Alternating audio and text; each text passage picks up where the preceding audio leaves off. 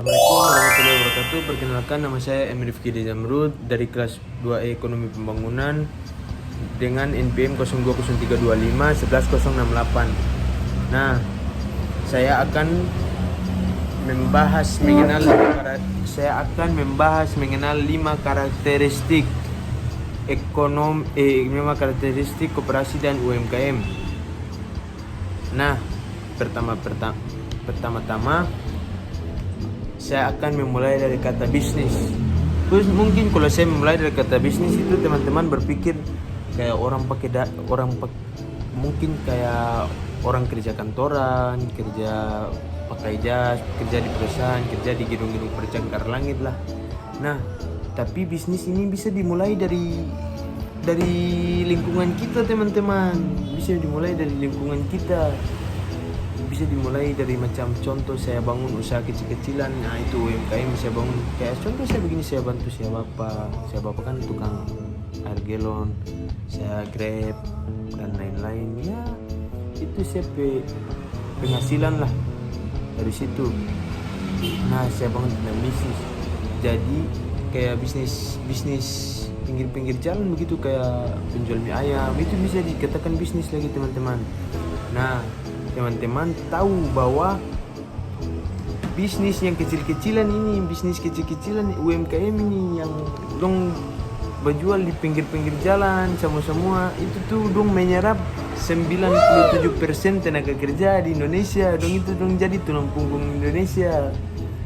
Nah, tenaga kerja ini yang sampai sekarang nih Indonesia masih bertahan, dia ekonomi bagus nih sampai sekarang nih. Nah, itu teman-teman. Itu asal teman-teman tahu, yang karena COVID kemarin tuh, yaitu kayak COVID kemarin itu UMKM itu salah satu jadi penyelamat itu, teman-teman. Nah, selanjutnya saya akan membahas atau mengenalkan kepada teman-teman 5 karakteristik koperasi dan UMKM untuk di slide selanjutnya. Dan saya masuk pada materi pertama ya, teman-teman. Materi pertama itu atau poin pertama itu modal awal relatif kecil. Kenapa modal awal relatif kecil? Karena berbeda dengan koperasi besar. Sebagian besar pelaku UMKM di Indonesia memulai usahanya dari dana pribadi, tabungan keluarga, atau pinjaman dari orang terdekat. Memang modal terbatas, tapi ini bisa menjadi tantangan saat ingin melakukan ekspansi besar-besaran. Namun di sisi lain, keterbatasan ini justru memicu kreativitas dan inovasi lokal agar bisnis berjalan seefisien mungkin, teman-teman. Maksudnya modal pas-pasan, tetapi dong kreativitas tara lumpuh. Begitu, teman-teman. Dong bangun tuh sekreatif mungkin dengan modal yang pas-pasan. Gitu. Tidak kayak perusahaan kong modal besar jadi sudah terstruktur, jadi sudah DP ini ada, contoh DP lighting ada, contoh ya DP lighting ada, DP pola, DP jam kerja kapan, DP ini kapan. Nanti kalau UMKM ini dong bangun sekreatif mungkin, pokoknya dong bikin ya dong keluar dong kepintaran semua, dan dong memanfaatkan alat-alat yang ada gitu. Teman-teman, saya masuk pada poin kedua ya, teman-teman, yaitu pengelolaan sederhana dan fleksibel.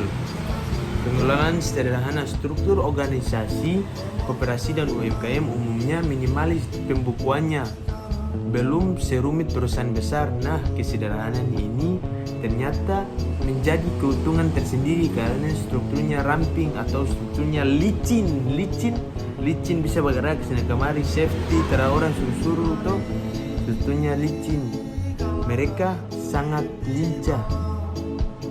Mereka bisa mengambil keputusan dengan cepat untuk beradaptasi dengan perubahan pasar dan kemauan pelanggan. Maksudnya sangat fleksibel untuk beradaptasi dengan pelanggan. Iya, pelanggan. Beradaptasi dengan pelanggan, kayak pelanggan mau ini nih, langsung dong bikin struktur begini. Nah, secepat mungkin begitu. Langsung pelanggan bilang ke owner, bukan pelanggan bilang ke karyawan lagi, pelanggan bilang ke owner langsung, karena UMKM ini langsung head to head dengan owner begitu. Nah, Nah teman-teman, saya masuk pada karakteristik ketiga, kuatnya hubungan sosial yang kuat. Maksudnya kuatnya hubungan sosial antar pelaku usaha. Nah, nilai kekeluargaan dan kedekatan kultural menciptakan jaringan informal yang kuat. Di saat krisis melanda seperti pandemi yang lalu, rasa saling percaya dan gotong royong inilah yang menjadi modal sosial utama yang menyelamatkan dan memperkuat daya tahan bisnis mereka. Maksudnya sesama pedagang itu mempunyai hubungan yang kuat. Kayak contoh nih, saya berdagang di sini, saya pesaing di muka. Contoh saya tukar doi dong kasih, bukan hubungan yang kuat karena dong berpikir begini, rezeki Allah sudah atur. Jadi setiap orang tuh punya rezeki masing-masing. Kalau tuh terdapat hari ini, berarti bukan tuh kayak rezeki hari ini, besok tuh dapat, besok baru tuh dapat. Dan mungkin Allah terkasih itu pasti akan dikasih. Itu teman-teman. Jadi kalau macam teman-teman berusaha melakukan usaha kecil-kecilan kayak macam belum laku, belum apa, jangan berkecil hati teman-teman. Itu pasti akan laku, tapi belum tentu, belum pasti ada di waktu. Maksudnya termungkin terlaku, pasti laku. Berpikir begitu saya teman-teman, konsisten dan optimis. Tidak ada yang tidak mungkin terlaku sih, pasti akan ada pembeli saja. Kalau macam dong beli kayak macam dong rasa terainak ke apa bagaimana, suruh komplain di kan komplain head to head di bos tuh. Jadi begitu saja sih. Nah teman-teman, saya masuk pada materi keempat. Materi keempat yaitu pemilik adalah pengelola. Maksudnya tidak ada keterbatasan antara pemilik dan manajemen. Nah, maksudnya begini teman-teman. Dalam koperasi besar yaitu, dalam koperasi besar pastikan ada manajemen dan direktur operasional. Nah, itu kan dikelola oleh dua orang yang berbeda teman-teman. Sedangkan di dalam koperasi UMKM ini, orang yang punya modal, orang yang mengaturnya sendiri, orang yang punya modal, dia yang mengelolanya sendiri teman-teman. Sisi positifnya, dia kerja, pemilik atau orang pemilik bekerja lebih personal dan berkomitmen.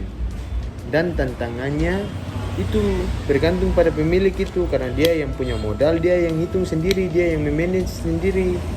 Itu dia tantangan di situ teman-teman. Jadi poin keempat ini, pemilik yang mengatur semuanya, pemilik yang mengatur. Kalau baru pertama buka, kalau sudah lama-lama, kalau baru buka usaha, kayak macam sudah lama usahanya, pasti kan ada DP manajemen sendiri, DP ya pokoknya kalau macam usaha besar pasti akan ada DP orang manajemen. Itu saja, itu teman-teman. Nah selanjutnya saya nanti malam sudah berusaha lanjut pada poin ke-5 dan penutup. Oke, mantap, saya sudah selesai kerja, bantu bapak. Teman-teman, saya masuk pada karakteristik kelima. Karakteristik kelima ini adalah cepat beradaptasi. Karena karakteristik kelima ini adalah sifatnya sangat adiktif. Koperasi dan UMKM sangat terkenal tahan banting terhadap guncangan ekonomi karena mereka cepat sekali berubah haluan teman-teman. Contoh nyatanya ketika kemarin COVID-19, jutaan pelaku UMKM dorang langsung beralih dari offline ke online untuk melakukan penjualan secara daring teman-teman. Dan inilah kemampuan mereka agar tidak mudah tumbang di era sekarang teman-teman. Begitu. Nah selanjutnya saya masuk pada kesimpulan koperasi dan UMKM bukanlah unit yang lemah lewat modal efisien, pengelolaan yang fleksibel, ikatan sosial yang kuat, keterlibatan langsung pemilik, serta sifat adiktif. Mereka terbukti menjadi penyelamat ekonomi kita. Jadi mari kita dukung terus koperasi dan UMKM kita teman-teman. Begitu, harus dukung support UMKM lokal, belanja didorong, nanti tuh uang terputar-putar sana kemari. Jadi pastilah kalau ada jajan pasti ada gaji, toh? Jadi begitu saja. Oke, assalamualaikum warahmatullahi wabarakatuh. Hormat sama-sama.